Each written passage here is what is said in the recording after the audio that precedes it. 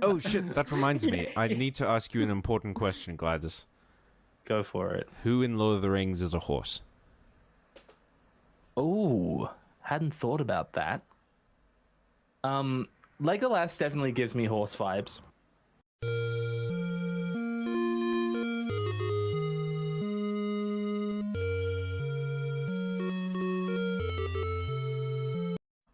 Hi everyone, welcome to Bite Marks, a podcast by gamers for gamers about politics. My name's Callum. I am the last of his first with a bit of middle in between. And joining us today is my lovely my pronouns are he, him. And joining us today is my lovely co-host Emilio. Howdy, everybody. Pronouns he, him. And a very special guest, Lord Glidus himself. Oh, you think I'm special, do you?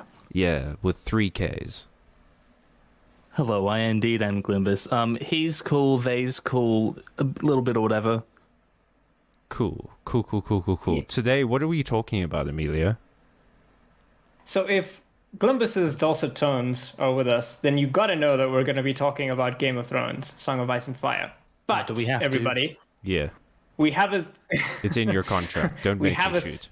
We're going to be talking about not just that, but Game of Thrones against or versus Lord of the Rings. Woo! Everyone loves a good comparison. It's the real Superman versus Goku of fantasy books. Yeah, which one's Goku? He's the spiky head Japanese one. Hang on. I think in the analogy, Game of Thrones has to be Goku because Superman came first, and like it's just, and you can definitely see the Superman influence on Goku. Yeah, and also there's a lot more screaming in Game of Thrones. And power levels are kind of bullshit in season 8. True. Yeah. And fast travel is basically just kind of all over the place. You know, Remember someone's riding a cloud. The beam struggle between Arya and the Night King. It took us 5 seconds to start. It took us 5 seconds to start dunking on season 8, and we're not even talking about the show. Remember when Euron powered up for 20 episodes straight? Yeah, and then he came through with 1,000 boats. He did basically just fucking death beam one of the dragons, though. Destructo disced Daenerys' dragons. Nani? Okay, look. Have you seen the Japanese dub of Game of Thrones? It's pretty good. All right. I've seen bits of it. Yeah, it's pretty good. It's like the Japanese dub of Star Wars. You gotta watch it, especially the prequel one. Yeah, so we're here because I had a wild thought because I was watching a Glidus video. I think the one with Alt-Shift-X or Alt-Shift-X. I can't remember. I've never spoken with Alt-Shift-X in my life. Gotcha. So the other guy. Yeah. And he had brought up a point about a shy, or maybe it was you, that was, you know, like maybe that place is like a nuclear wasteland. And that got me thinking about like technology in the Song of Ice and Fire. And I was also thinking about Lord of the Rings at that time. And I thought it would be a really interesting idea because I haven't really seen people talk about this. Basically, let's talk about industrialization as a theme in those two big works. In Lord of the Rings, which is a big influence on Tolkien. It's Lord of the Rings on Tolkien. A big influence on It was Game a of big Thrones. influence on Tolkien. It was an enormous really one. Changed Especially his life, you could say. Especially, my dad shared with me like an article recently about how even though Tolkien's dead, he's earned like $9 million this year from Jesus book Christ. sales. Yeah, a dead man is earning more money than me. Copyright really is a broken system. I mean, his kids are benefiting forever. There's no way they can screw that up. Forget the rings of power. The copyright law is like the ultimate evil. One law to bind them all. I mean, it kind of fits, you know, with the whole Jeff Bezos thing, and our society is pretty wacky. Let's leave it We at live that. in wacky times. Just silly little rascally times. Just a privilege, am I right?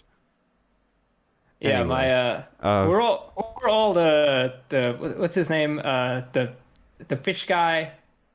From Hitchhikers. Yeah. Oh, Yeah. All right.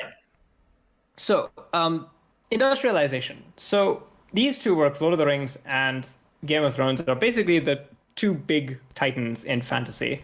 One is obviously a direct inspiration from the other. And they both, in my opinion, handle the theme of industrialization in very different but somewhat similar ways. So, Callum, do you want to start with Lord of the Rings or Game of Thrones? I feel like we should start with Lord of the Rings because it's kind of easier. It's more of a one-to-one Glidus? comparison. Yeah. Okay. Yeah, and I think it's more coherent to go chronologically. Yeah, of course. Yeah. So basically, if you do a reading of Tolkien's works, he really loves trees. Horny for trees. Man really loves him some trees. When Yeah. the Ents are wondering where the Entwives went, they went to John. They're hanging out with John. Why do you think the book's set in New Zealand? That's where John lives. Yeah. I wonder if he ever went. That'd be interesting. If he ever went to New Zealand. Yeah. He lived there. I believe he lived there in his later life. Did he? Yeah, Awesome. I think he fought in the war and he moved to New Zealand. As one does. Yeah. You know, when you... That's the natural course of a man's life, Emilio. You fight a war, you almost get obliterated. you become fight one of friends the with a deadliest Christian, wars. and then you move to New Zealand. Raise some sheep, I guess. It's archetypical. Jung wrote about this. No. It's the collective unconscious. But I knew you were the right... you see play out across dozens of mythologies across the world. why does Carl Jung sing like Kermit? It was Jordan Peterson. Oh, so it was Kermit. Cool. Yeah. That's a great Yeah. impression. I knew... Thank you. Glidus is definitely the right Game of Thrones person to have on for this. We're already off the rails. Oh, but to jump hop us back onto the rails for a second, can I float a crazy theory? Yeah, go ahead. Mordor is a factory, and Mount Doom is a smokestack. I think that's a pretty decent reading. I don't know if Tolkien ever intended these one-to-one allegorical comparisons. I think he went on the record later in life to say, no, there's no direct allegories going on here. But, I mean, the man lived a life and he thought ideas, and those ideas are certainly in his work. Yeah. So... Yeah, go ahead, Callum. Thank you.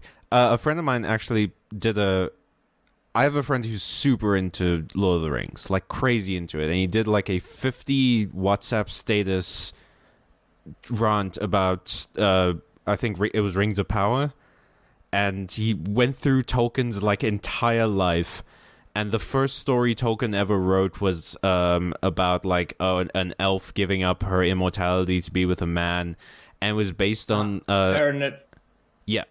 his own wife. Yeah, Baronet Luthien. Yeah. Great love story.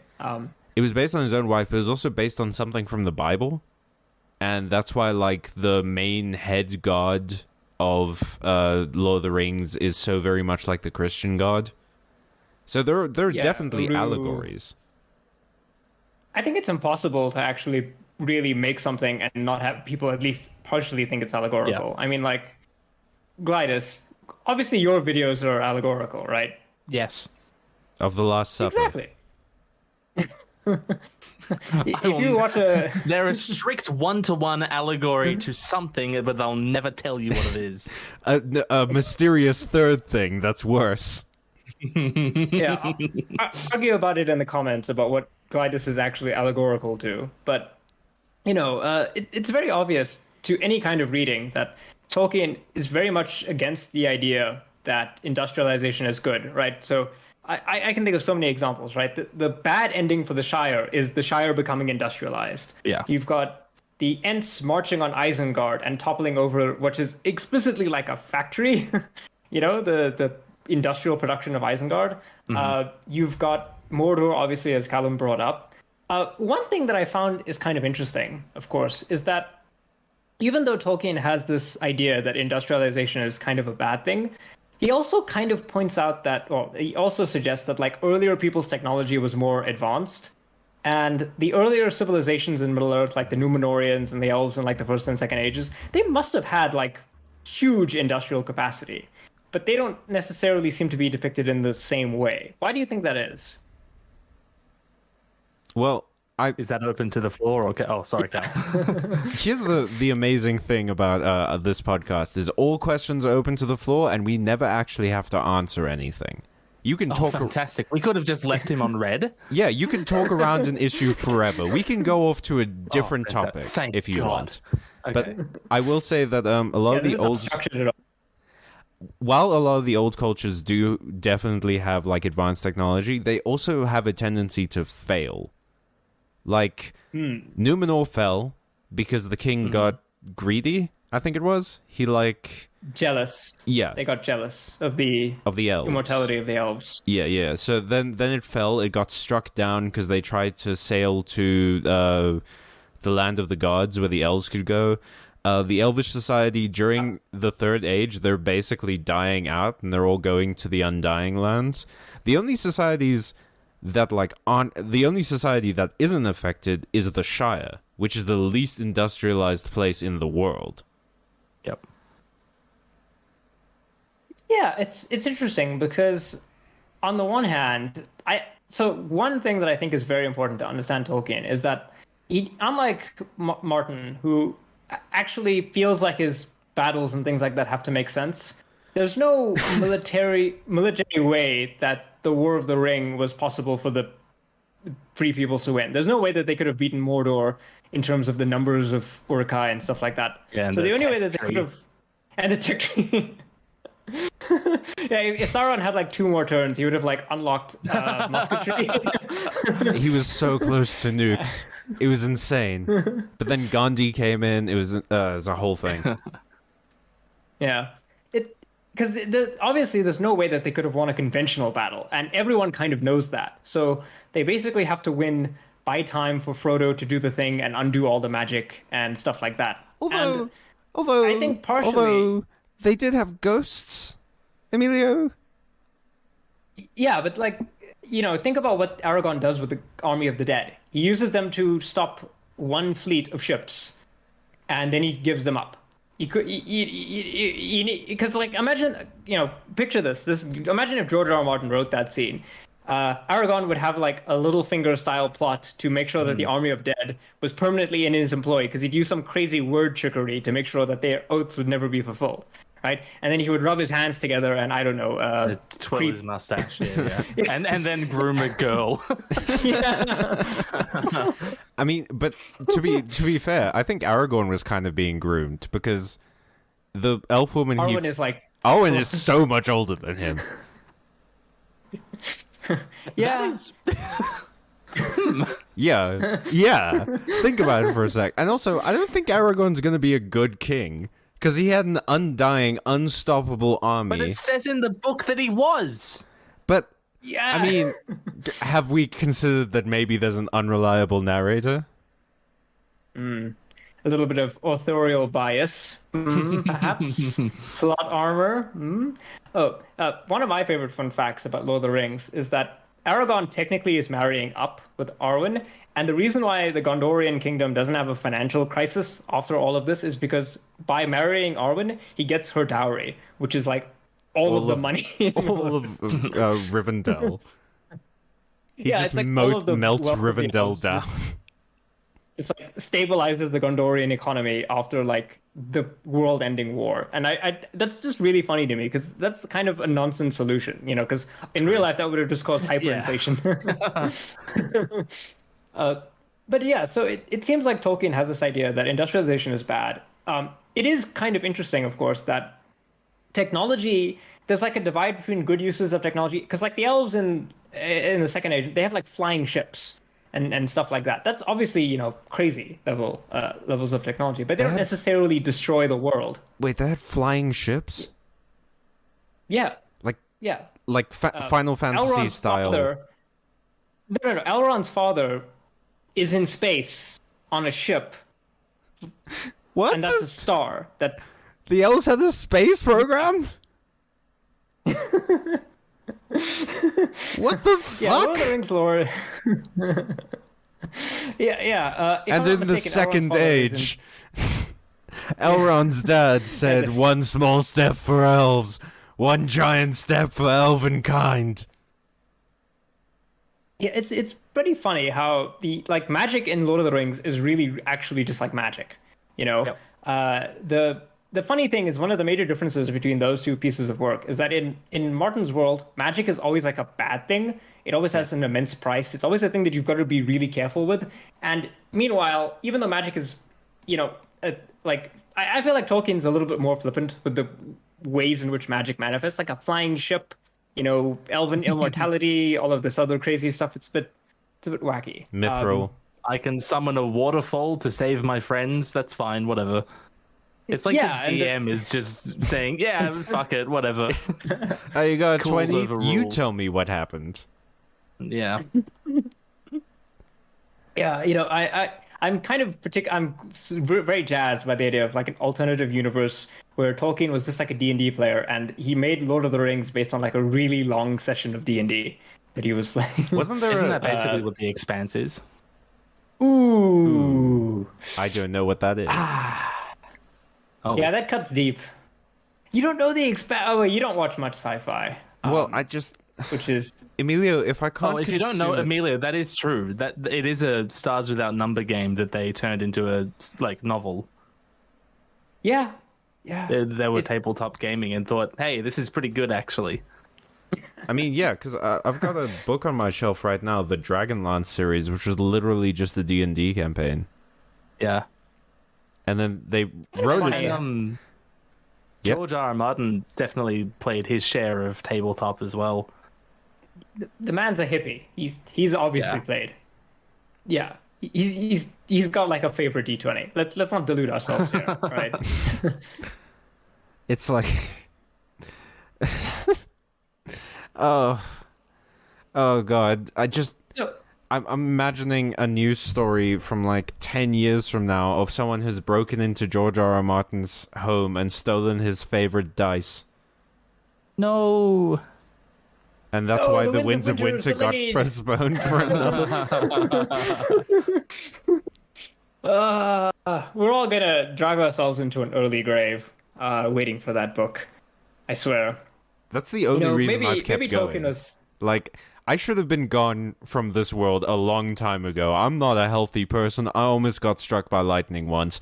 Like, God is sending some pretty clear messages. The only reason I'm here is to see the Winds of Winter. So take as long as you want, The only George. thing keeping him alive, like as soon as he publishes that book, he's dropping dead. He just disintegrates like Thanos snapped. Oh, is it like his phylactery? You know, like a lich's phylactery. He's got his soul in an unfinished His draft. of- fucking That Horcrux. said, I don't like how much of the fan discourse is centered around the man's death. I like that. That leaves a sour taste in my mouth. Yeah, just let It is George kind of live grim, his right? live his life. Yeah. He's doing his stuff like It's kind Absolutely. of It's like every time you bring up a conversation about how like what will happen in the Winds of Winter, right? People like to talk about this a lot. Every time you do this in the public setting, someone crawls out of the woodwork to say it'll never come out. Who's going to die? And it's like, fuck you. You didn't need to say that. yeah. We know how old he is. We've all seen how fat he is. You don't need to say it. He's just let him go. he is remarkably like healthy sounding Yeah. for a man his Yeah. age. He's doing good. Like he caught COVID, and it seems that he had a better run of it than I've been doing. Yeah, it is kind of funny how a lot of very famous authors, they died and then their stuff got famous. Like Tolkien wasn't famous in his lifetime, you know, Yeah. really, relative to what George is dealing with right now. Because I feel like Absolutely, yeah. if like Tolkien were dealing with George's level of fame, I feel like he would have just like literally just gone into the woods and we would have never heard from him Yes. again. You know? He would have, oh, what's the guy? What's that guy who did that? Tom Bombadil? Fuck, why did I bring it up? Oh. Tom Bombadil. Or, you mean a real Bombadil person? himself, yeah. Yeah. Ernest Hemingway? Whatever. Sure, he'll No. Like, No, so many Hemingway committed writers suicide. did this. do. Well, maybe he would have done that. Lord Byron. Yeah, no, I don't know. It's like a modern guy. Whatever. Phil Fish. Yeah. When he left Twitter because people kept bugging him about releasing Fez 2. Based. Phil Fish, the Tolkien of our era. Leaving Twitter is always the correct thing to do. Yeah. You're welcome, world, for Elon destroying it. You can't Not our return finest him. export from You South can't Africa, return him. But Stop asking. You can't. Pretoria does not need Elon Musk right now. Pretoria needs so much more. Dude, like, it's rough here. There are bars that I've been to where, like, my friends have had their teeth punched out by bouncers. It is rough here. We have designated bars you can go to if you wish to be stabbed. Ooh. The nightlife in South Africa is pretty rowdy. I'm not sure if you're into a lot of partying, Glidus. Me, I'm at one right now. Oh, that's very sweet of you. To take a break from your Yeah. party to talk to us about Lord of the Rings for a bit. You're in the cupboard.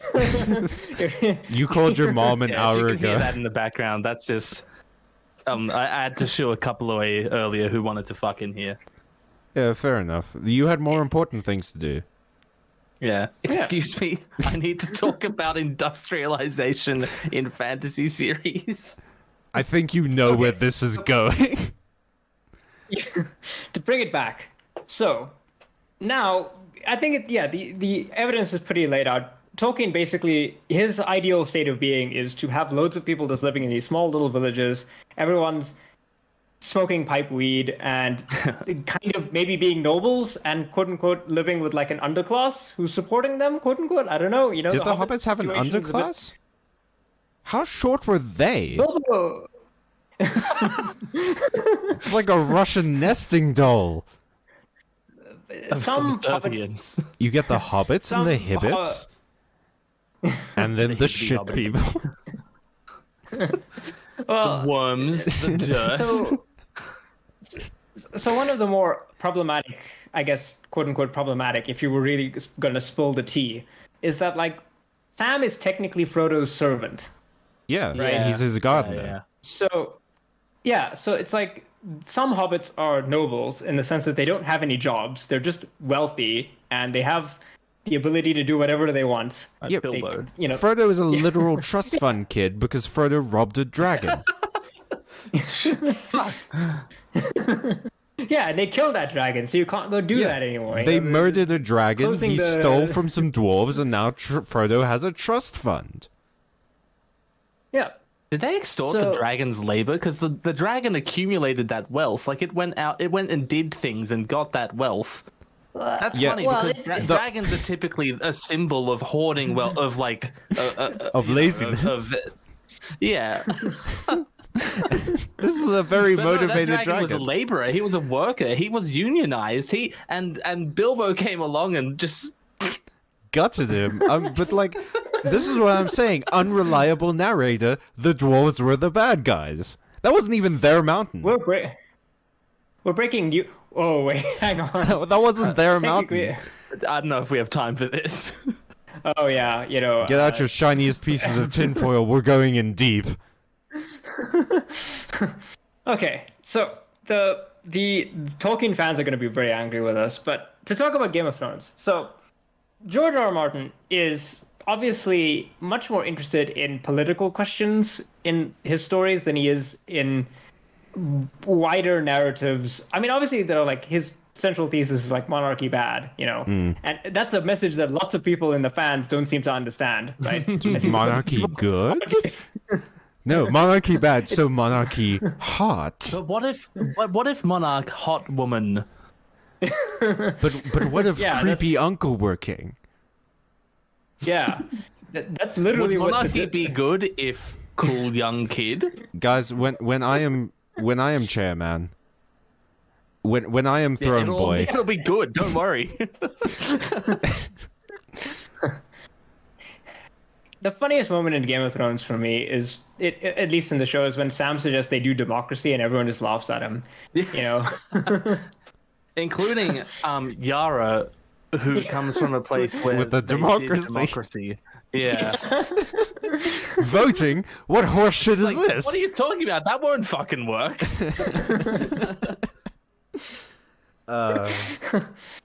Yeah. But so Martin has like, okay, so the genesis of this idea was talking about like a shy. So I think the best example of industrialization as like a nexus point, because it isn't really that prevalent, and we'll talk about that in more detail, is a shy, right? And maybe to another extent, Valeria, right? Because the Dragon Lords have a massive city. It's covered in volcanoes. Presumably they're doing lots of magic. And I guess in this context, magic is kind of a symbol for industrialization. Because how they do it is sacrifice. They've got slaves. They have loads of slaves in mines and things like that. And they build this massive empire and it all comes crumbling down. Do you think... So like, that's really, to my mind, the only real example of where I see a case of like technology leads to the downfall of a civilization. Right? Okay, interesting. So, you spoke about how you thought of, well, or Alt Swift X, I can't remember, spoke about how... One of those guys. Yeah, one of them. One of those cheeky chaps. About how a shy felt like a nuclear post-apocalyptic wasteland. And since then, I think in one of my own streams that I did like without him, I talked about how Westeros is actually canonically post-apocalyptic. Yeah, because the long night, no matter how you cut it, was an apocalypse. And there's Essos is a also prominent post-apocalyptic. theorist. Yes, there's a prominent theorist in our circles, Preston Jacobs, who goes on about what kind of apocalypse that might have been. David Lightbringer also talks about it. So Preston's idea is that it could have actually been a nuclear apocalypse, like it's a nuclear winter, the long night. And it then what would the Azor Ahai be like? Don't worry about the specifics of like the actual war for the dawn. Azor Just like Ahai the long night was a nuclear winter. And like, you know, when it's a mythological medieval society that's going to come up with stories about how they got through a certain period of time, right? So it's entirely possible that Azor Ahai, Lightbringer, Prince that was promised, it's all bullshit. They were iodine pills. Yeah. To survive the radiation. David Lightbringer has an idea where the apocalypse was caused by a secondary like moon crashing into Westeros. A Majora's Mask situation. Yeah, and it like shot up a shit ton of debris that blanketed the atmosphere, and so that was the 30-year winter or whatever. So yeah, Westeros, and then after that, you have the construction of the Wall, Storm's End, the Eyrie, Casterly Rock, all of these ridiculously lavish, technologically advanced structures that the society we see in A Song of Ice and Fire absolutely would not be able to construct. The castles that society produces are King's Landing. Harrenhal's a really big place, but it's made of stone. It's just like big towers. There's nothing entirely remarkable about it. It's just a huge vanity project, like the Wall City in Saudi Arabia. Sorry, I have COVID. No worries, I've been coughing all video. Yeah, so there's a huge dichotomy between the structures that the society of the past could produce in Westeros and the structures that the society of the present can produce, right? So you definitely see a degradation of technology, and you have to wonder, like, what happened to that technology? So it's said in the legends that Bran the Builder had help from the Children of the Forest. Maesters are like, we don't know if this actually happened, but, you know, people say it. When he built the Wall and Storm's End. So magic being equated to technology to create vastly superior technologically advanced structures. There you go. That's something. Well, I mean... that's a very interesting point. Go ahead, Gal. I was going to say, the reason that people might not, like, understand how that happened or know why it happened is we know that the Maesters are controlling information. Like, there is books you can't take out unless you are a Grand Maester. So it's entirely possible that there are books that they just don't understand. And so that they've restricted them to be like, oh, no no one can see this because it's blasphemous or whatever. I think of how societies in medieval Europe, like England, for example, looked at the structures built by the Romans and were like, I have no fucking clue how they did that. Yeah. And how, like, modern day, like, we look at Stonehenge and the pyramids and we're like, how the fuck did they do that? Well, we tend to do that only when it's brown people, you know. Aliens did it. It couldn't possibly have been actual Africans. Wait, was Stonehenge invented by brown people?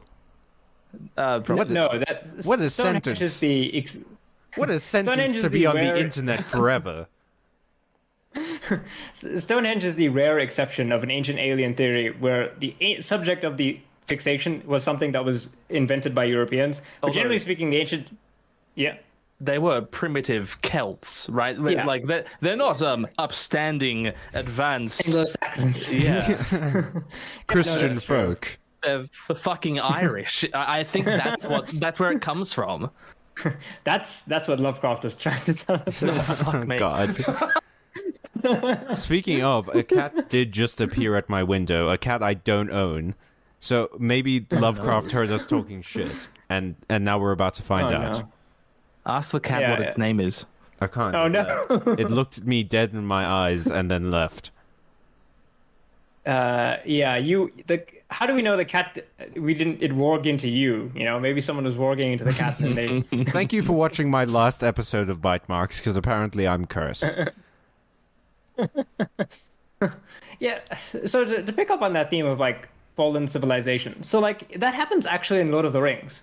There are several examples of civilizations, of elements of the previous, like, Numenorian civilization. Like, for example, there's a city called Tharband, which is up in the north. And the Dunedain, right, that used to be one of the major Arnorian cities. And they really want to try and rebuild it, but they're so busy fighting Angmar and all those other guys that they really don't have the ability to actually rebuild this massive city. And, you know, there are places like Umbar, which have these incredible ports. And in Tolkien's mind, those things are explainable in the sense that we get an understanding of where they came from, because we see the intervening period.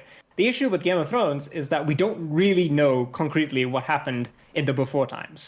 It's all just myth and legend. I think it's kept, like, purposefully mystical. George doesn't want us to know, either for the he loves mystery, obviously, and he thinks that casting a shadow over the history makes it way more interesting, which he's right about. And also, he might be holding on to something for narrative purposes because he's not done yet. Yeah, I mean, I'm not sure I'd want to find out the history of, like, exactly what happened to... Oh, yeah. So there's this oily black stone that keeps popping up across the world of Westeros, and people go nuts theorizing where it came from and what it means. It's kind of like the ancient aliens theories of, like, the modern world, but it's a lot less racist. That's the one with the fish people, right? Yeah. They deep pop up ones. in some of the theories. But then there's the Great Empire of the Dawn, which is this, like, let's not get into it, but it's like this ancient civilization that spanned the world pre-Valyria, pre-Long Night, and they're the ones that put all this shit here, and that's why the Danes and the High Towers kind of look Valyrian, when historically there'd actually be absolutely no way that they could look Valyrian. Could be. That's basically it. Does How did we get here? Sithorius? Like the Black City in Sithorius? Yeah, that's right. And if George explains, like, gives a concrete answer for where the black oily stone comes from, I'm gonna be furious. The world will burn. There will never be an answer good enough. Yeah. You know, I kind of have to wonder if, like, part of this is almost like a rejection of the Tolkien style, because Tolkien wanted to explain everything. If he had been immortal, I feel like he would have just kept writing, and he would have just kept writing more and more details. You know how George complains about Aragorn's tax code? It's like, well, maybe if Tolkien had lived long enough, we would have got there. He would have explained it. Yeah. Just like sheets and sheets and sheets of the tax brackets you fall into. Oh my god, it's a D&D player's dream. Yeah. You know, funnily enough about that tax code thing, the reason why I know that Arwen's dowry saves Gondor is because I know that after I actually wanted to know what would the answer to that question be, and I went and looked, and I found some people talking about it. It turns out that yeah, Gondor doesn't really have taxes in the way that we think of taxes, and it was just because Arwen was incredibly wealthy, and her money just kept the kingdom afloat for like hundreds of years. So wait, but wait. I didn't know that How do Arwen they had feed money. their people? Like just having money doesn't mean you can access. Yeah, so- where does the food come from?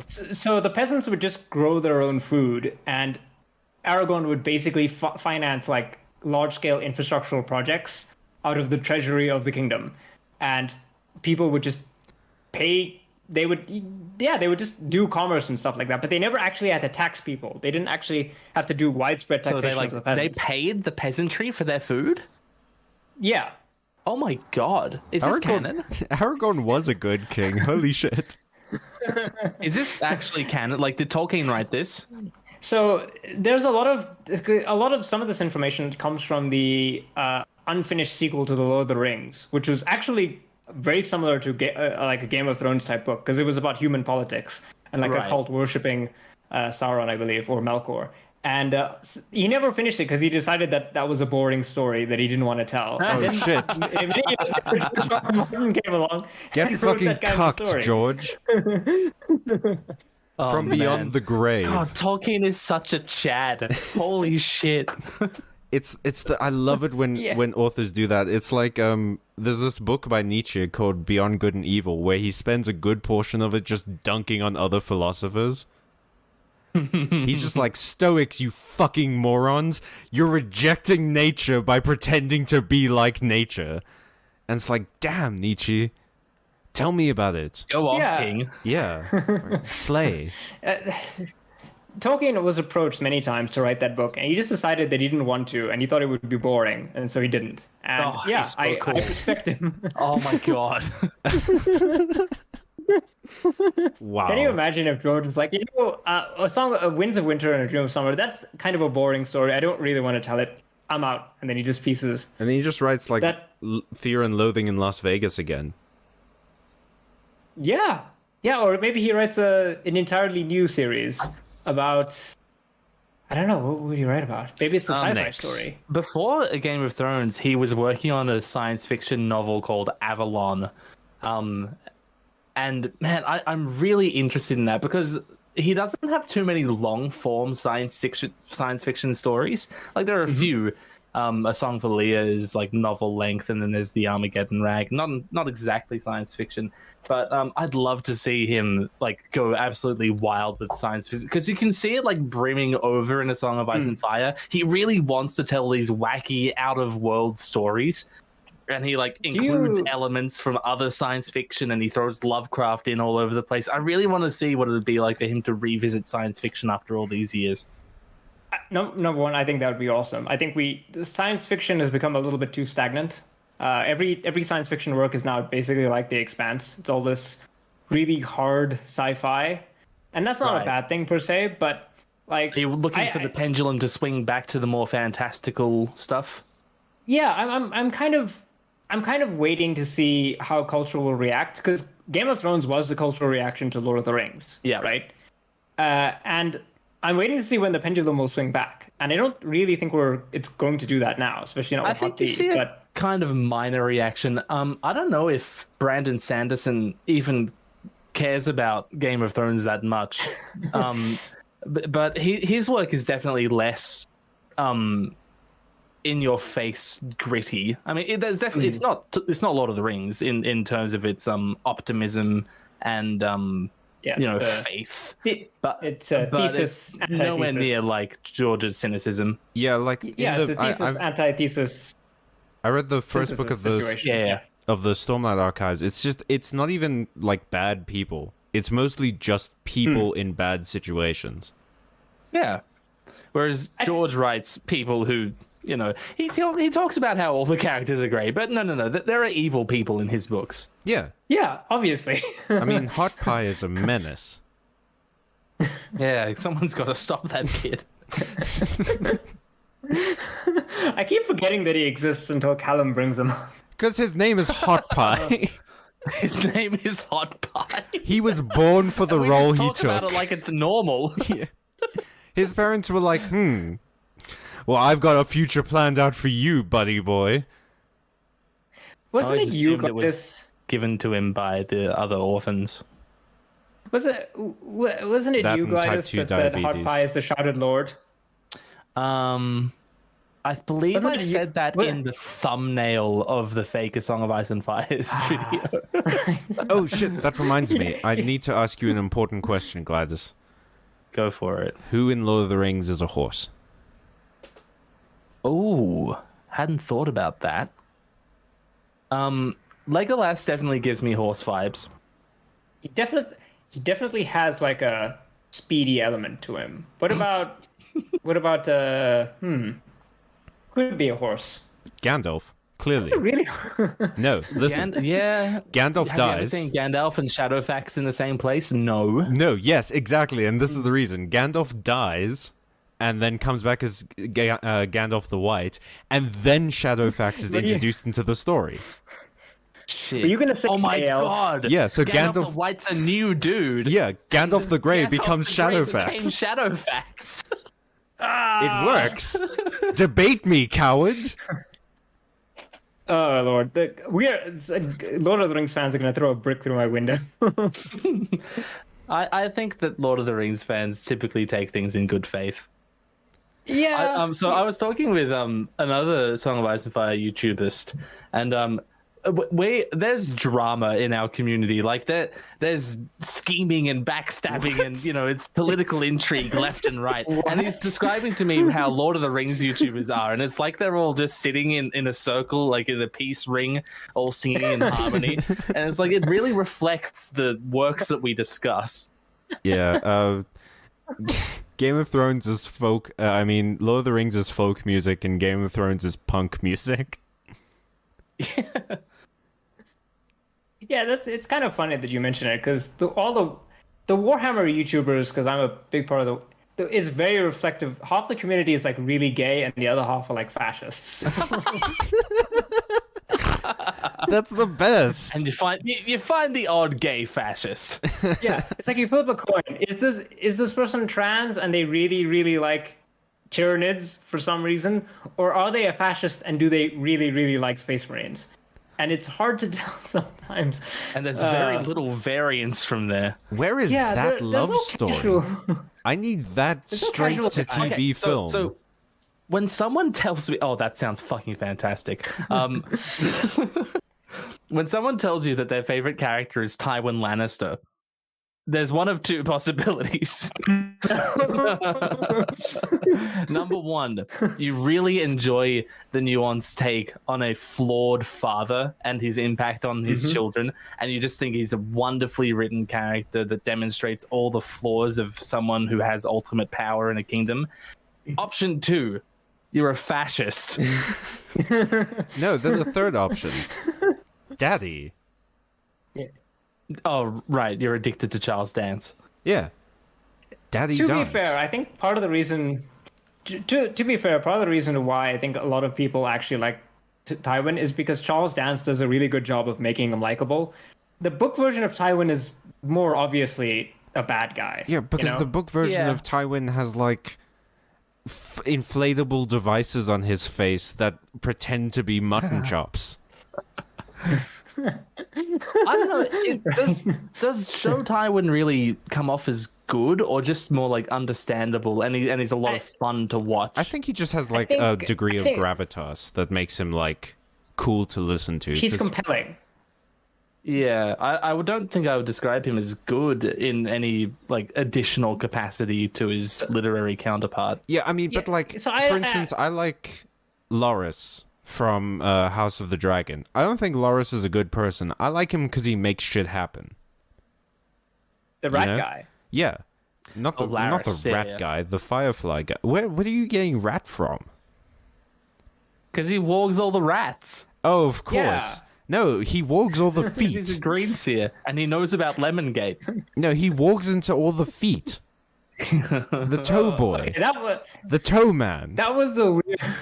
There's been some weird things on like Game of Thrones TV. That was definitely a weird thing, guys. People wonder why I haven't made an episode 9 video yet. It's because I'm spending 6 weeks writing up my dissertation on the foot scene. Studying the scene extensively. Yeah, really have to understand it from every angle. You know, was Quentin Tarantino involved? Yeah, was he the guest director? Did they get Dan Schneider in somehow? Oh, you made it worse. Yeah. Yeah. No, I think Emily. No, wait. Well, Olivia Cook is way too old for Dan Schneider's interests. No, yeah, obviously. 'Cause Yeah. she can't feasibly. I didn't know where that sentence was going, but it wasn't a fun place, so let's move on from it. Industrialization. Yes. Valyrian steel, right? So It's just something Damascus that does steel, right? come up. Yeah, but No. it's magic. It's magic. I mean, it's Damascus steel. It's magic. Well, it has some properties that Damascus doesn't have, and Yeah, it Anyway, can kill but the ice thing zombies, that- but like I don't think you can test that on Damascus steel. yeah, that's true. But the thing that's kind of interesting is because the most famous example of like an old sword that gets reforged is, Undrul, the Flame of the West, Narsil, right? And that's like a big thing. That's a token of symbol of power. It's literally the symbol of the King of Gondor. The Valyrian steel swords are also like noble weapons. Are very much associated with. Yeah, the prestigious symbols. But because, so like the thing that I find interesting is that Martin is more interested in the effect of symbols than in the actual symbols themselves, you know? 'Cause Yeah. Power is a shadow on the wall, resides where men believe it resides. Varys just popped out of the cupboard. Yeah, It sorry, says did I that. just read off your liner notes or something? You stole No, Amelia's that was teleprompter. exactly what it was. You were the secret Shadow Lord this entire. No, I'm kidding. I'm not real. Callum is the. I'm the wizard in the dragon. box Callum is the that monitor. I'm the wizard in the box that Varys brings in from Bravos or whatever. Yeah, it's. I reckon it was Bloodraven that cut Varys. Really? Yeah, Why I do think you- that'd be cool. Yeah, he could have been the you voice. know the theory that Varys is a Blackfire, right? Yeah. Yeah, that's why he shaves his head and. Yeah, and so he has this story about how he was castrated by someone, and that someone was a sorcerer. And I'm thinking, well, what sorcery do we know of who would want to stop Blackfires from bleeding? And it's pretty obvious that the only one that comes to mind is Bloodraven. I think the You don't voice think that that- Varys heard was Bloodraven's. Or the old gods. Yeah. In some manners of thinking, those are the same thing. So, Yeah. So the point that I was getting at is that Martin, like, there are many important moments, that actually come into play with Narsil and Androlo and stuff like that. The sword is important. Aragorn uses it often once he has it. It's basically one of the most powerful swords ever.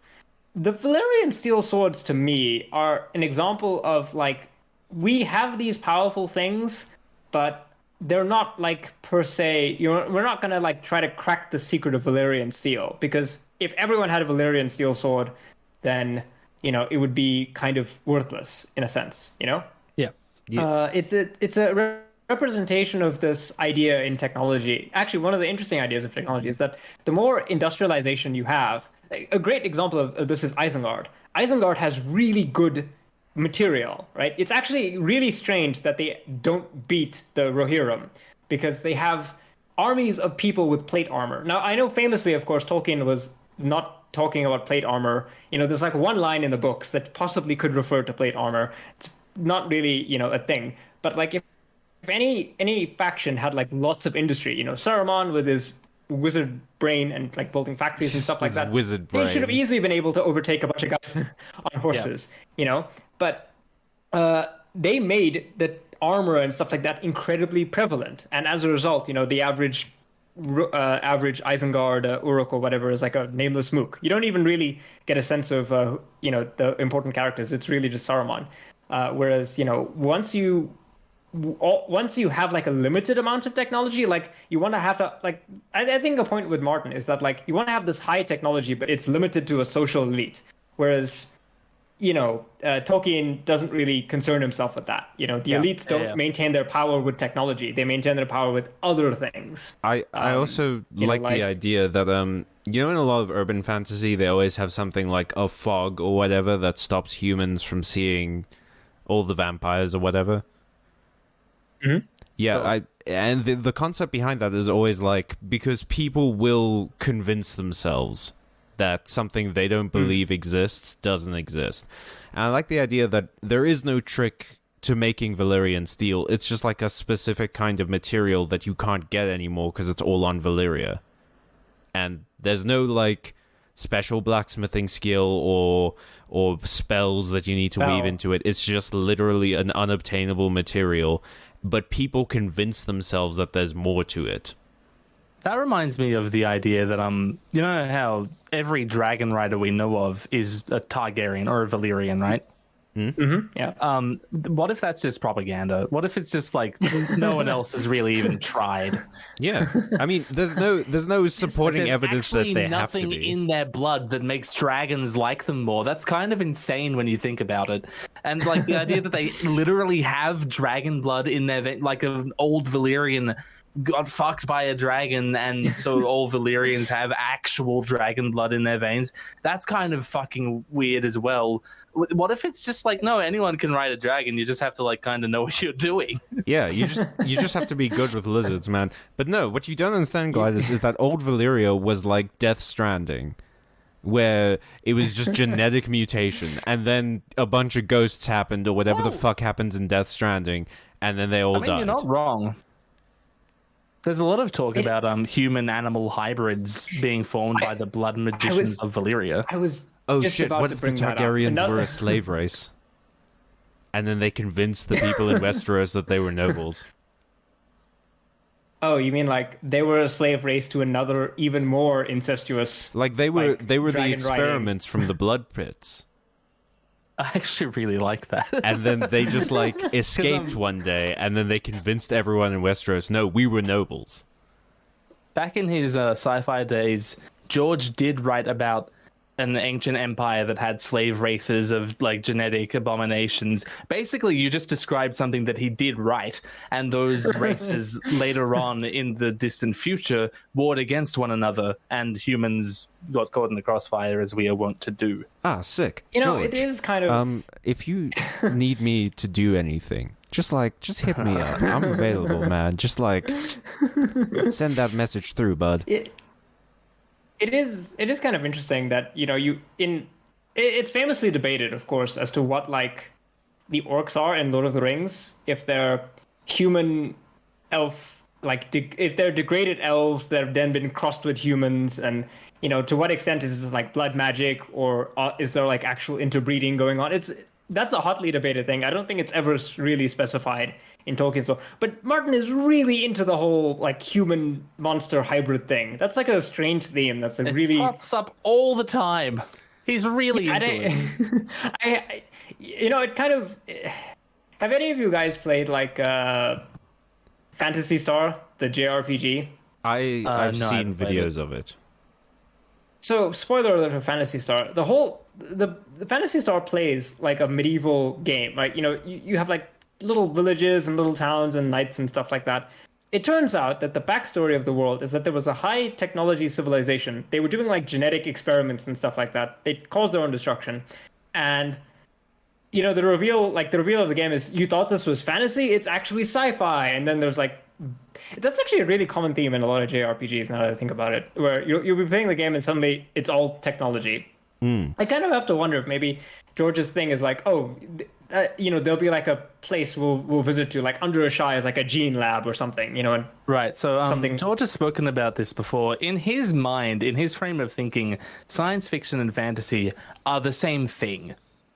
Ooh, like there's actually no distinction. He just talks about how it's all just window dressing.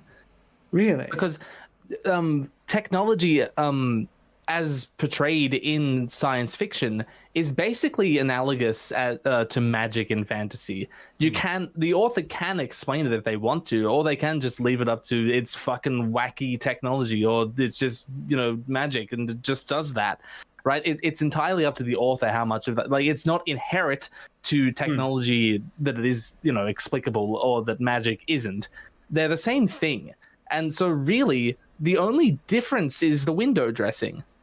Yeah, I mean, it is kind of wild that when we hear the word fantasy, we immediately assume like medieval knights and wizards and stuff, when that's not what fantasy means. No. Yeah, right. and things like Star Wars it's like space fantasy. That's what it is. Yeah, it's literally like 47 Ronin, but in space. Yeah, only the setting is different. I would tend to agree with some of that. I think for me the difference is science fiction. One of the central points of a science fiction story is that they use technology to explore social issues. You don't tend to see like magic being used. Like, what for me, something becomes science fiction when technology is used to explore a social issue. And fantasy really stories don't tend to do that. And I think what you see in George's work is basically that. Is like he does use technology in a fantasy setting to explore social issues. Also, first of all, the Lightbringer series uses magic to explore social issues, as does Avatar: The Last Airbender. No. And I think there's just as much science fiction that is vapid and doesn't explore themes in this way as there is fantasy that like does, Warhammer. Oh boy. I would I will fight everyone in the Warhammer community. Avatar was a really good example. I like that. No, you're right. I actually, I'm not like per se disagreeing. I think that the line between magic and technology is a blurry line in some cases. Arthur C. Clarke, any sufficiently advanced technology is indistinguishable from magic. I think it's the way in which that element of society is related back to itself. Because when I'm reading Lord of the Rings, I don't think about how the technology of the world. I don't think about the forging of the ring. None of that really factors in my mind, in an archetypical, fantasy story. There are obviously ways that you can make exceptions, and not every science fiction story is like that. But for me, that's like the dividing line. Although, if I had to draw it, I think genres are complicated, right? I do want to bring up something. Right. So, sorry, I'll just. This will be very quick. Go ahead. The terms science fantasy and science fiction, I think some people use these to distinguish between what you're talking about. Like Star Wars is science fantasy because like it's never explored what the social implications of lightsabers existing or warp drives existing in Star Wars means. But in Star Trek, like that's the entire conceit of the program. Yeah. Right. Sorry, Callum. No worries. This is not a leftist podcast if we don't talk about genre. Yeah. So I wanted to bring up a point that I thought of that's probably wrong, but I wanted to float it out there anyway. Do you think that there's a bit of a theme of technology versus magic in Game of Thrones? RE, like the Citadel, I think it's called, the Maesters, but also the Wall. Because the Wall is surprisingly technologically advanced. I mean, they have an elevator, they have that huge scythe blade thing. They've got so fucking cool. It is, right? But they've got a lot of technological advancements, and they are technically there to fight magic from the north. They end up fighting wildlings a lot, but they're there to fight magic. That's my point. So, Glidus, you can probably speak more about this, but like, it is kind of interesting how at the beginning of Game of Thrones, everyone's like very much in disbelief of like magic, and the magic is kind of going from the world. Yeah. And then when Dany does the ritual and rebirths the dragons, there's like magic is coming back again. Maybe it's like a cycle where you have cycles in the world where magic is like really powerful and everyone is into magic, and then something will happen and the magic will start to fade, and then everyone will get into technology. George has written a story about that, where like a celestial body, I think it's a comet that actually isn't. It's like a technological vessel that allows people to do certain things, right? It allows magic to happen. and it passes. It gives you errors of magic and not magic, as you described. Yeah. Wait. And the red comet that passes over when Danny does birth the dragons is basically that, because it does herald the rebirth of magic.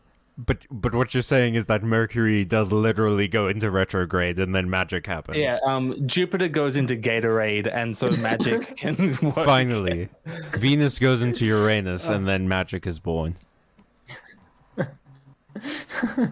It's I'm always wary of magic versus technology narratives, right? Because there are loads of if you spend certain times on like certain parts of the internet, you'll see loads of people talking about like an anime called Gate, which is really...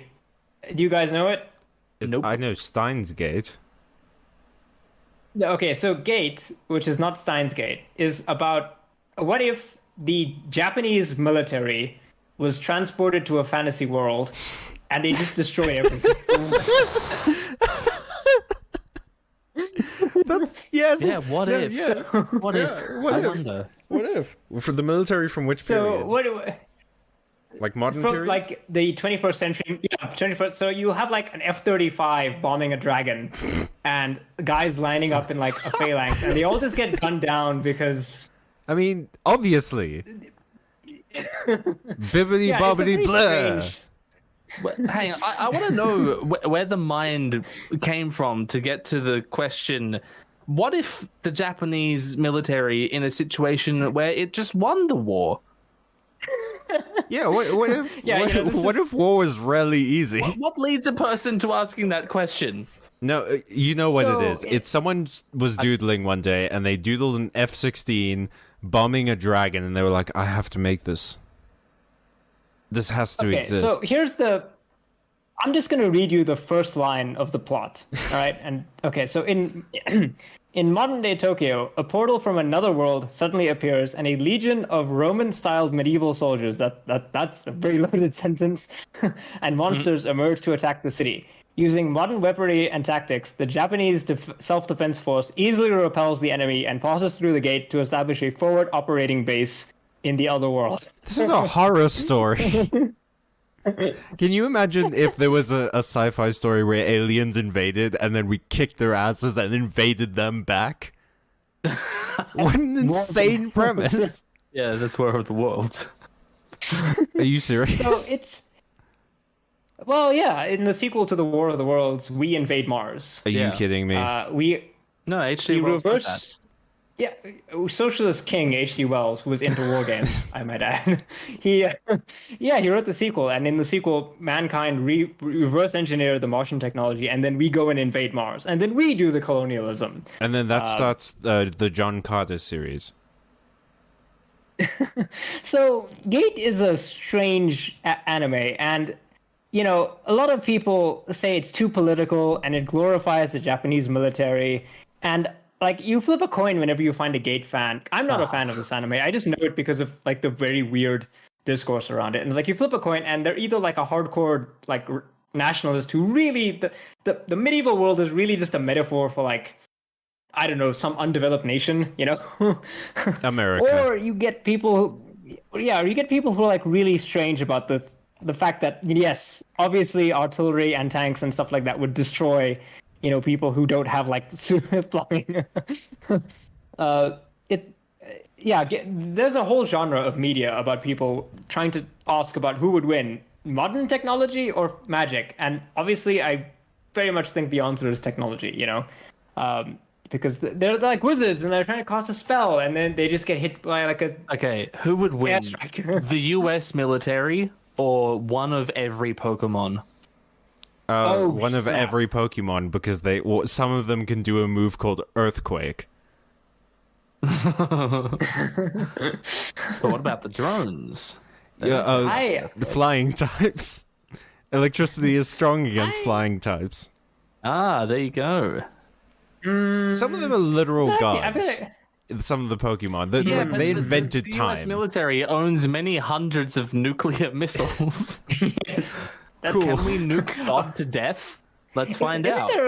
Isn't there that's every JRPG, but isn't there a theory that all the Pokemon world is also post-apocalyptic, and like all the Pokemon are like mutated or Pokemon something. theories are really fun because it's clear. It's always been clear to me that there's no care given to the consistency of the lore. Like that's just not at the forefront of the game developers' minds. So anything that you come up with is like just you're scrambling together bits of shit on the floor that were never intended to be parts of a jigsaw puzzle, but you're pretending that they are. Okay, I have two things I need to say. That also describes the Game of Thrones community. So I was like, on the topic of JRPGs first, I would love it so much if it turns out that George actually has never read H.P. Lovecraft, but has played a shit ton of Earthbound. And he's just like, he thought that wasn't respectable enough, so he's like, no, yeah, H.P. Lovecraft, of course. Mm-hmm. The second one is, I was at Magic last night. I wouldn't be surprised. I was playing Magic last night with some of my friends, and I got a notification on my phone from a parody Game Freak Twitter account, and the tweet was, "Yeah, in the next Pokemon game, you can fuck them." And the best thing is if you go on their profile, it says like parody account, make us a Pokemon, stop DMing us your art, this game is for children. Yeah, Twitter was a mistake. No, it wasn't. Maybe That was maybe perfect. Tolkien was right. Maybe industrialization and its consequences have been discussed. I did want to ask, Glidus, do you think that on the whole, Martin has a negative or positive view of technology? It's a very As manifested in A Song of Ice and Fire? Because I don't think my own personal feeling is that he doesn't really care. I think he thinks that like it's not really important about the actual technology. What's more important is how the technology gets used. Yeah. But I could see arguments either way, actually, because I could see the Valerians as like a metaphor for rampant industrialization. I've seen people talk about like how the White Walkers are like a metaphor for climate change. Yeah, I think it's more important to him where, like, who the power of technology belongs to. Something interesting about George's life is that his family used to be quite wealthy factory owners in New Jersey. And then by the time he was young, they had lost the factory, and he walked past it every day on his way to school. And every day he saw this reminder of the technology and the power that his family had from it that they no longer have. He and Lovecraft have that in common. Does that tell you something about how the way he might view technology across the series? Yeah, I think that's probably a good way of sort of like representing it. Because for me, the central thesis of his entire work is that like you've got to be really careful about who's in control and why they're in control. Yeah, and it doesn't matter if especially strongly when he's talking about magic, because like magic, prophecy is a nasty whore who's gonna bite your dick off, right? I think that's what Mr. Marwin says. And it's the same thing of magic, right? It's a fire you can't control. I mean, magic is just a Faustian bargain at the end of the day. Yeah. It does seem that way, especially when you look at Stannis. Yeah, this poor Stannis in the show. By virtue of the fact that he's really... I was saying poor Stannis in the show. Like, by virtue of the fact that... The Manus. D&D when you ask them about Stannis. He was the one who was leaning against that tree that Brienne was trying to cut down. Oh God. God. Even the cutaway death. Oh my God. It's better and than then what they she did faced to the those Blackfish. consequences. Oh no. He just walks away and dies. He died, my lord, off screen. Thank you. Oh shit, that was your joke. God damn it. Yes, it was. You see, there's nothing new in this world. There are always influences and allegories. Yeah,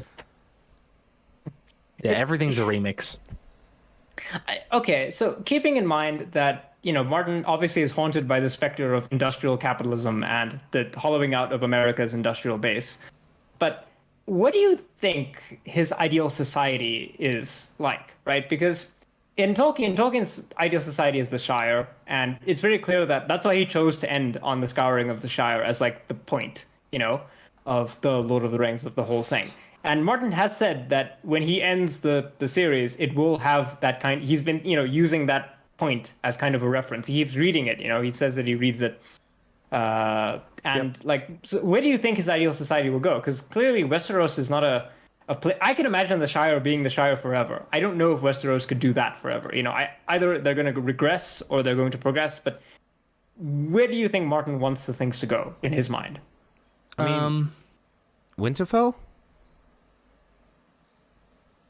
I guess Winterfell is portrayed as pretty idyllic at the start of the series. Yeah, because nothing particular, like the worst thing at Winterfell at the start of the series is Jon's relationship with Catelyn. But even that is kind of sort of like as long as you're not in my way, I won't be in your way kind of thing, It's very circumstantial. But I think like on a societal level, Dawn? George is a hippie.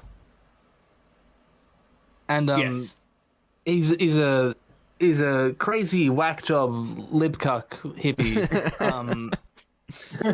And yeah, the way he writes about Dawn, it does seem like he values their more liberal ideas. And then there's that section in the Dance of the Dragon, House of the Dragon spoilers coming up, where have you guys both read Fire and Blood? Yep. No, but I've watched enough videos on it. Right, yeah. What am I talking about? You're both me watchers. Where there's 3 competing kings in King's Landing, the Moon of 3 Kings. And one of the kings has 2 mums, and they use him as like a figurehead to institute strong welfare policies across King's Landing, right? I'll put beer in the drinking taps, and and then afterwards, the king who comes out as king after the war, he befriended this kid, and his policies are informed by the prosperity. I mean, it was a terrible time, of course, because King's Landing was at war with itself during that month. But the policies stayed with him. Like, I think, what's the quote? He says that his policy is like bread, and it's like full bellies dancing bears. Like, he doesn't care about anything bread and beyond circuses. that. Yeah. He just wants to keep the people happy and fed. And well, no, go ahead. Yeah, George is definitely he likes good kings. He writes very glowing stuff of Jaehaerys in Fire and Blood, the conciliator who built a shit ton of infrastructure across Westeros and expanded the rights of small folk and women, mostly at the behest of his wife, but we'll leave that aside for now. And also, and Egg. Then Egg is viewed as a good king, and Right up all until of the the good end. kings. Yeah, all of his good kings, quote unquote, people who care for the small folk. Egg famously spent time among the small folk. He was, raised as a hedge knight. Fagon or Young Griff. Yep. Quick. Do you believe that Young Griff is actually a Blackfire, or do you believe he's actually a Targaryen? I really hope he's not Rhaegar's son. Interesting. He's the Shrouded Lord. Okay. He's Tyrion Lannister's son. I think it's more fun if he's like just a random Lyseni peasant than if he's actually a Targaryen. So, because that's actually the first time someone's pointed that. The 2 competing theories is that he's either a Blackfire or he's the Targaryen. He could just be some random guy. In which case, Varys is like the ultimate Infinity D chess player. Infinity D. Because I'm a child. Lyse is crawling with people who just look completely Valyrian, right? And always has been. So people there are just gonna look like Targaryens, so you can just do that. Yeah, Hot D shows us Aegon's like kid in the fighting. he has like there is Targaryen blood going around. Yeah, they're just. That was a rough scene. Yeah, look, the show is a little bit a bit wild, but I would tend to think like one of the big issues to bring a little bit of Marxist analysis here, right? So one of the big problems with thinking about material like social societies and things like that is we have to talk about like the material conditions of a society, and those material conditions will dictate what kind of society you will have. And one of the problems is we're talking in Lord of the Rings and in A Song of Ice and Fire, we're talking about two societies that are basically run on feudalism. Yep. And in the case of Game of Thrones, like that feudalism was enforced by magic, by nukes, dragons, flying essentially, nukes. Flying nukes for hundreds of years. And I guess somehow they must have also made the dragons warg proof, because no one ever wargs into a dragon that I know of. It seems to me as though dragon riding is warging. But no one can like warg into a dragon. Doesn't the Night King warg into a dragon? Don't bring up. After he like pro-lances it out of the sky, in accordance with his dragoon features. You see, this works because the Night King is a Targaryen. Yeah, he's Viserys. He's Got it. What's his? No, I've seen articles published since House of the Dragon's been airing about how Daemon is the Night King and how Aemond is the Night King. It's like, are you fucking? Because like I famously made that shit post where I say that Rhaegar is the Night King, and like it's like the most obvious joke. Like I can't believe anyone would ever seriously suggest anything like this. And here we are. It's actually happening. Especially since it's clearly Viserys, because Viserys got the head shape to be the Night King when he got the gold poured over him. Would work. When I was reading the Game with the when I was reading the he does ride Viserion. Yes, exactly. When I was reading we haven't seen the Night. Oh, sorry. It's fine. We haven't seen the Night King we haven't seen the Night King play with a tiny miniature model of like the.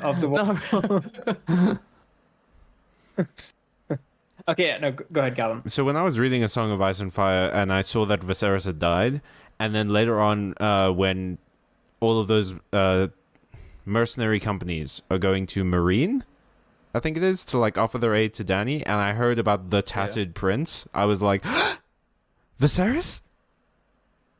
Did you somehow survive? In front of her. But like, did you somehow survive? Because wasn't that his name when they were kids? Like, people used to call him like the Prince in Rags. No, he was the Beggar King. Yeah, so I was like, the Tattered Prince. So one thing that really, it's the same thing. Okay, one thing that really differentiates Lord of the Rings from Game of Thrones is that, generally speaking, when someone dies in Lord of the Rings, unless they're like a divine person, they stay dead. And no one's like a secret person. No one's like pretending to be a. Aragorn was a secret king. You know what I mean, right? No, Aragorn doesn't pull his face off, and he was secretly someone else. This entire time. I feel like one of the problems with Game of Thrones, or maybe this is just because we haven't had a lot of resolution, is the fact that it's easy for people to pretend that, someone just faked their death, or we didn't see them die, so they're still alive, or it wasn't this person, it was that person, or George deliberately has like some people who are pretending to be other people, and that means that anyone can be anyone. Someone's a horse, Although, I will say that Gandalf does have that one incredibly famous shitpost where he pretends to be Sauron in the woods and then blinds his friends with a fucking solar flare. What a dick. He's just like screwing with them at this point. Hey, Pip. Well, fuck you. Hey, Aragorn, Gimli, the other one. Fucking check this out. Throws hood off, is the sun. Look, he's an angel that basically has PTSD. So yeah, No, he's not. He's an angel that plays pranks on people. he can do both. But George Clooney. yeah, He's George Clooney. He's an old man that pranks. Yeah, The best line in BoJack Horseman is like, "He's not God. He's just an old man that plays pranks on people." And it's like, that sounds like God. It's I kind of have to wonder, because the parallel that I was going to bring up with like the ideal future society and material conditions is feudalism doesn't allow for a lot, because anyone that tries to rebel against the system, you can kind of easily kill them and basically put them down. And a lot of the time, you have very overlapping interests of people that, oppress the proletariat, if you really want to call them that. They're not really the peasantry. In the sequel to The Lord of the Rings, one of the central points is that the kingdom had basically had loads of peace. People don't really even think of orcs as existing anymore. The magic is kind of going out of the world. The kings have basically just not really had a strong hand on the ship, and everything's kind of become decadent and fallen, and society is crumbling, and then people are looking for a revolution. So people form a cult to worship Melkor or Sauron, and that's kind of like a proletarian struggle in a way, because the people who do a lot of the rebelling are all the people who were traditionally oppressed by Gondor. Outside of the context of fighting the War in the Ring. And I kind of have to wonder if like we projected the future timeline of Game of Thrones into the future, maybe there would have been some kind of development, maybe an industrial revolution of some kind. Although I don't really think so. I feel like the world is so empty and destroyed that it's really a miracle that we've even got as what we have, So what you're saying? Are you talking about like show Game of Thrones, like from Daenerys's burning of King's Landing? No, what I mean is like, so you've talked about how the theory is that like the world is already post-apocalyptic and the world is full of ruins and things like that. Yeah. I kind of really struggle to imagine there being an industrial revolution in Westeros, something that like... Well, yeah, that's the thing, is that Westeros has been in basically the same technological place for the past like 8,000 years. Yeah, which is because crazy. They keep getting right? destroyed. Yeah. Maybe that's it. Like, the reason why technological development doesn't happen is because they just keep getting destroyed. In Tolkien's work, technological development was happening, right? The people were developing in the shadow. That's kind of what caused the crisis of meaning. Jordan Peterson would have had a field day with that book. I'm kind of glad Tolkien decided it was too boring to write. Bring me an army worthy of Mordor. Goodness. Goodness. I saw a fan edit of like Dune where they had replaced Paul with Elmo. I really want to see that with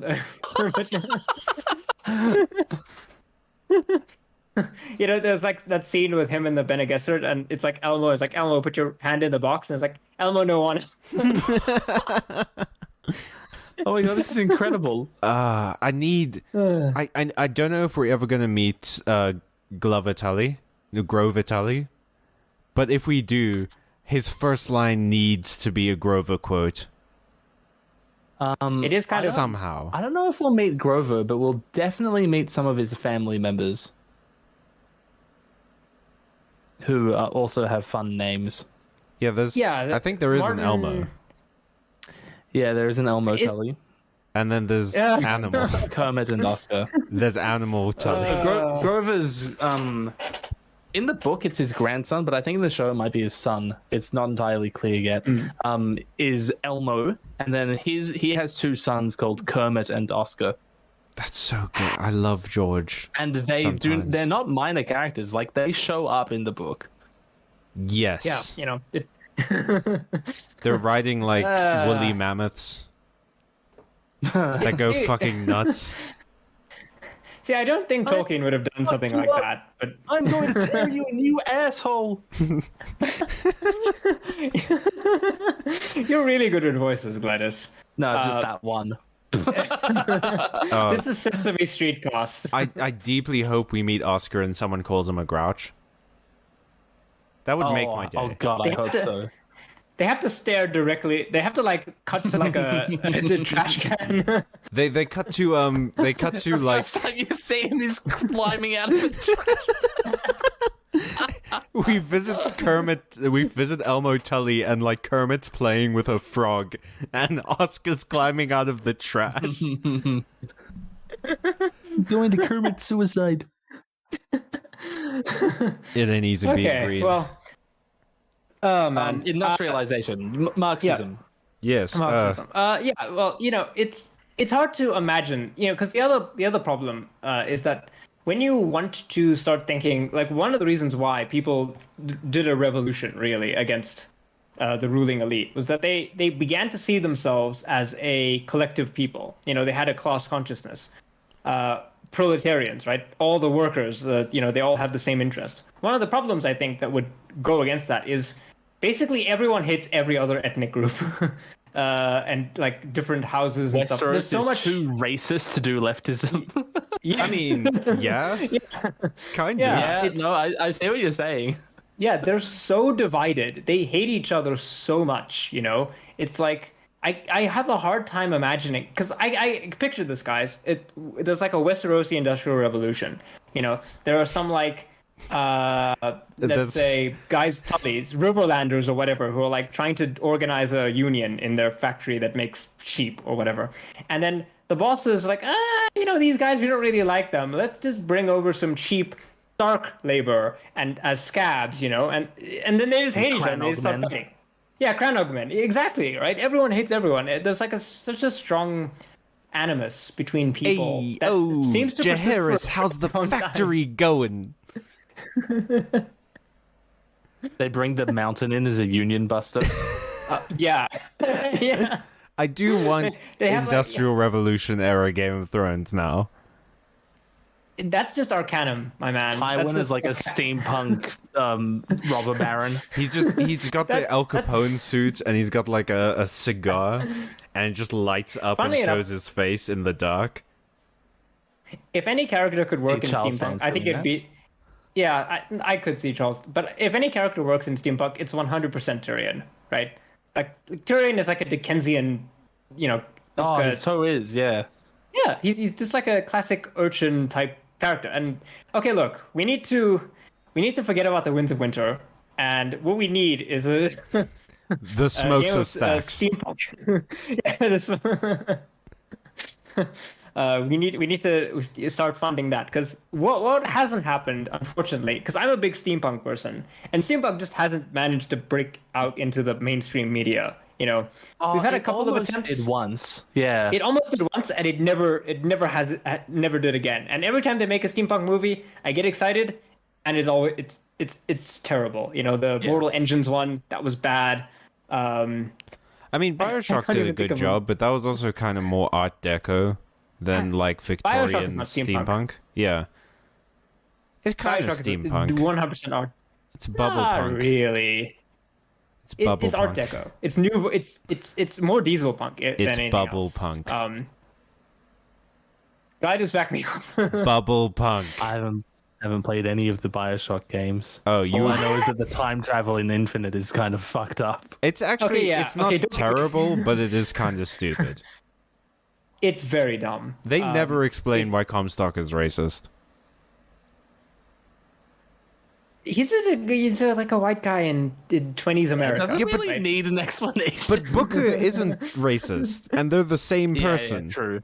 That is an important distinction. They both fought in the war, and then like the timeline deviated when Booker decided, what, I'm okay with brown people.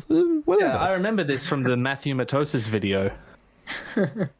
Yeah, the first BioShock for me will always be the best one. There's a video on this channel about that. I talked to a philosophy PhD. I watched some of that. Oh, you did? Yeah, I checked the podcast out before I accepted the invite. Smart. Yeah, Smart move. You did your homework. You saw the dumpster. You saw Callum and I arguing. And like, yeah, these guys seem like they're fun to talk to. Yeah, sure, that seems fine. Yeah, why not? Meet Wally. So yeah, before we've pretty much, I think, talked the subject. One of the nice things about doing a podcast is we have no script. We don't can have just to end do whenever any- we want. We can talk over each other. We don't have to stick on topic at all. I want an image of the hound holding up their chicken and says, "Behold a man." Oh, that's good. I also want a workplace comedy of Okay. people working in a Valyrian blood pit. Okay, but Plato was a wrestler, so I will. Plato Oh. comes from the word Platon, which means wide or broad. So Have I told you that's not as my Plato untouched. theory? What's your Plato theory? When I was in university, a friend of mine and I discovered that Plato was an Olympic level wrestler, so we came up with a theory that he wasn't a philosopher, he just beat up the weaker philosophers into writing philosophies for him, and then submitted it under his name. Do my homework, nerd. Yeah, exactly. I love that. I think he beat up Socrates, and they had to compete with each other. Life is good. I could see that happening. Anyway, So before we end, it's obligatory if you ask a Game of Thrones YouTuber to come on this show. Glidus, who are your favorite characters from Game of Thrones and also Hot D? Shitmouth. oh yeah, Classic. I remember him. Biter. Really? Fighter, Big yep. fan of Biter. Yeah. The first Reek. Oh, yes. Oh yeah, that's a contentious. I can see Gordon that. Ramsay. I can see that. Yes. Gordon Ramsay Bolton. Yeah. Yeah, he would. No, actually, big softy spots for Jimbo. Mm-hmm. Sorry, I should call people by their actual names. Like Jamie. I have a video about how much I love Catelyn. Well, Catelyn, I have videos feel about like lots of things. People who hate Catelyn Stark, I think, are really missing the point. Yeah, pretty cringe. In terms of like main characters, let's frame it like this: who am I most excited to read more about in the Winds of Winter? Sam for plot reasons, but also I like Sam. Let's face it, we're all basically Sam. Euron? Euron is super exciting. I want to hear more about Euron. In the same way, I want to hear more about Corlys. I really want to just hear more about his life. Mm. I heard the Corlys. I heard the Corlys prequel show is cancelled. Unfortunately. Oh, yeah, I'm sure that's it'll what I heard. resurface again at some point. Yeah, I think HBO is like in a weird situation where Hot D is doing well, but they're still not necessarily like making all that much money, Yeah. So Did you hear that the Jon Snow show is apparently gonna like fix some of the problems with season 8? Which is I so cannot it's so dumb. believe it. Like, no, don't do that. Make a Jon Snow show where he's just like a buddy cop with Tormund, absolutely. Tormund. Yeah. And they just go around north of the wall solving crimes. It's like Scooby Doo, but Yeah, medieval Ghost fantasy. is there. Yeah, run. Scooby Doo would be better if Shaggy Ghost. could Who wants a ghost snack? It's just someone's Scooby Doo foot. would be. Oh man, I would love Scooby Doo if Shaggy could walk to Scooby. Maybe he does. Maybe that's why he's so Oh, are hungry. you talking about the famous Scooby Doo movie Shaggy the Werewolf? Drift into the mind of the Great Dane. He just smokes enough weed that it goes into Scooby's head. I'm Yeah, maybe that's why 100% Scooby likes, sure like, there food was a and stuff. body swapping one at one point. Okay, so the other question that we have to ask is, which character in Game of Thrones are you? Viserys, Danny's brother Viserys is. Sorry, I should.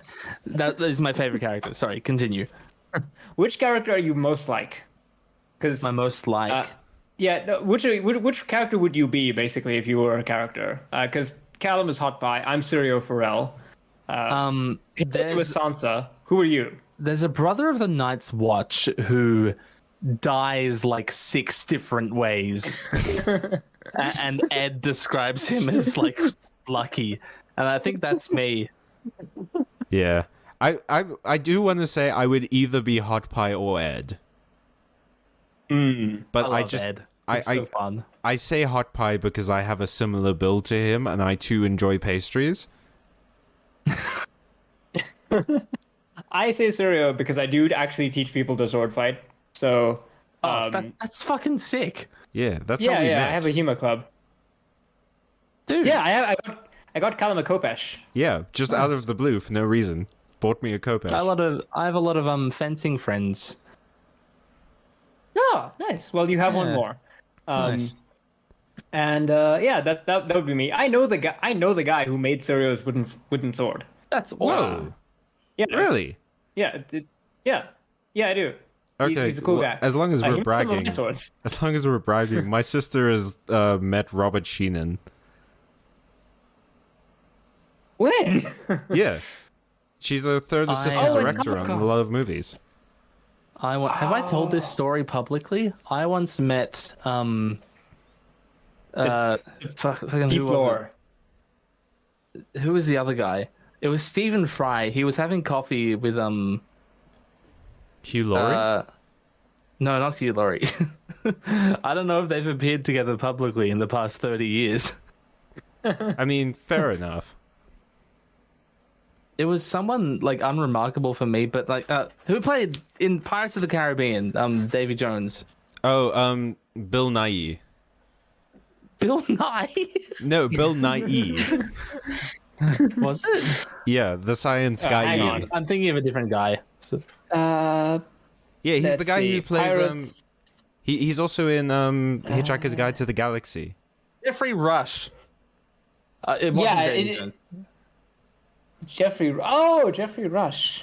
Yeah, Jeffrey so Rush. Stephen Fry and Jeffrey Rush. Jeffrey Rush lives around. I went to school in a place that Jeffrey Rush was just around all the time. I'm not saying like he lurked out the front of the school. Like Jeffrey like, Rush I is went in the to yard school again, folks. We have to get in him the middle out. of a city, and like we would walk around the city, and he also existed in the city. You would just sometimes see Jeffrey Rush around, but I saw Stephen Fry having coffee with him at a cafe, and I was like, "Holy shit, it's Stephen Fry!" And he got on the same tram as me, and I was just, you know that if you guys watched Community when Troy meets LeVar Burton and he's just making that stunned, that was me. I asked for a picture. You can't disappoint a picture.